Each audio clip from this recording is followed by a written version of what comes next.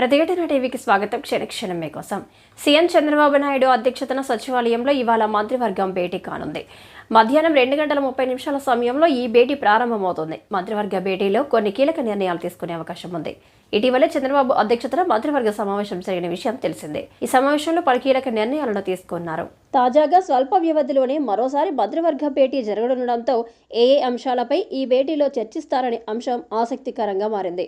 ముఖ్యంగా కేంద్ర బడ్జెట్ అనంతరం జరుగుతున్న మంత్రివర్గ భేటీ కావడంతో పోలవరం, అమరావతి రాజధాని, ఇతర విషయాలపై కీలక నిర్ణయాలు తీసుకునే అవకాశాలున్నాయి. లోక్సభలో కేంద్ర ఆర్థిక శాఖ మంత్రి నిర్మలా సీతారామన్ కేంద్ర బడ్జెట్ 2024-25ను ప్రవేశపెట్టారు.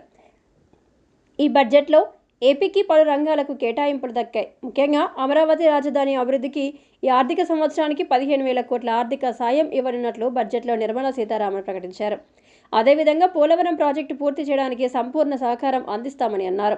ఏపీలో వెనుకబడిన ప్రాంతాలకు ప్రత్యేక ప్యాకేజీ కింద నిధులు మంజూరు చేస్తామని, విభజన చట్టం ప్రకారం పారిశ్రామిక అభివృద్ధికి ప్రత్యేక సహకారం అందిస్తామని చెప్పారు.